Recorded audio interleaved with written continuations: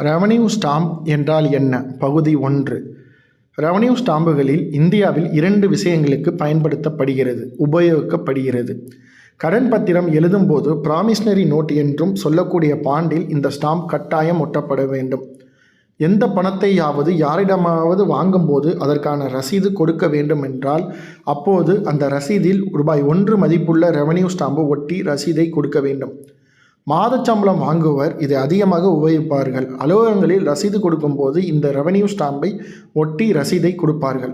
மத்திய அரசின் சட்டப்படி ரசீதுகளுக்கு, அதாவது யாரிடமாவது எதற்காவது பணம் வாங்கினால் அதை ஒப்புக்கொண்டு எழுதி கொடுக்கும் ரசீதுகளுக்கு ரெவன்யூ சட்டப்படி ₹1 மதிப்புள்ள ரெவன்யூ ஸ்டாம்பை ஒட்ட வேண்டும்.